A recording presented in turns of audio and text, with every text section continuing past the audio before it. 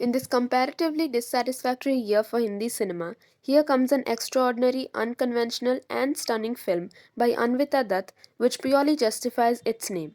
Hello, Cinefam, and I am here to review Kala.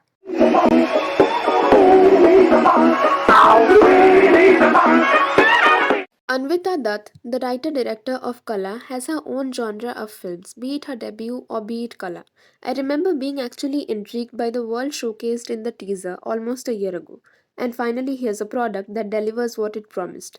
Starting off with a little introduction about the world, which tells the story of a celebrated singer, Kala Manjushri, and her tumultuous relationship with her mother, Urmila, once a renowned singer, has this extreme pursuit for perfection as she expects her daughter to be a prodigy, which traumatizes her for life. As there's progression in the screenplay, we get to see dark truths unfolding. The creation of the parallels, the metaphors, and everything surrounding them is top notch. The color palette that's used in the film is just astounding, mesmerizing, perfect. The 1940s setting, both in Bengal and Himachal, looks perfect. It just looks like an almost flawless film and मैं आज तारीफों के पुल बांधने के लिए पूरी तरह से तैयार हूँ. So starting off with the overtly brilliant performances, Kala is masterfully played by the gorgeously talented Tripti Dimri. The emotions, the trauma, the envy, the vulnerability, the soul. She got it all correct. Babil Khan in his debut, performance-wise, doesn't look like a debutant at all. He plays Jagan to perfection without faltering at all. He could perfectly capture the truthfulness of his raw talent in his eyes, his naivety, innocence, and also maintain the enigma. And yeah, his voice and dialogue delivery is just wow. Swastika Mukherjee as the partial mother becomes excruciating to witness after a point. Brilliant she is, as always. Amit Sial had a very natural screen presence. Varun Grover is truly convincing as he plays a lyricist in the film. Basically, he almost plays himself. Swanand Kirkire, Samir Kochar in their extended cameos lended reliable support.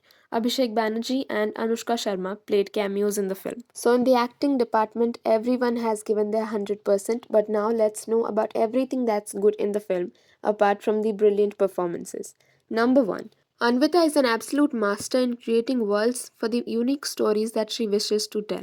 Even here, she excels in writing, directing, and penning down the beautiful lyrics. The point of view of women that's much needed in a fraternity where there's a drought of female opinions. Kala comes as a savior in terms of the treatment it does to subjects like mental health of women, their ambitious nature, their suppression in a male dominated industry, and their painful compromises to make it big in the industry. Number 2. Kala, as we know, is a musical thriller, and its apt music perfectly goes side by side with the elements of thrill. The lyrics of all the songs in the album are heart wrenching. The supremely talented technicians are like gems on the crown of this exquisite film. National treasures like Swanand Kirkire, Amitabh Bhattacharya, and Kausar Munir shower their magic on this film. Varun Grover, who plays Majru in the film, has this beautiful dialogue in the film which has my heart. दौर बदलेगा, दौर की ये पुरानी आदत है. 2 years after Bandish Bandits, Hindustani Sargams again take over my heart, this time with Kala. One of my most favorite songs from the soundtrack is Shauq, written beautifully by Varun and Amit Trivedi. Ghode Pe Sawar and Rubaaiyaan are all masterpieces. Sirisha Bhagwatula's honey-soaked voice makes me go Mishri Ghuliye Ladki ki awaaz mein every time I get to listen her. Another interesting thing is that these frequently used names in Kala, Sumant, Majru, and Didi are big names in a Hindi music industry of yesteryear. So these characters more or less are inspired by the legends. Number 3.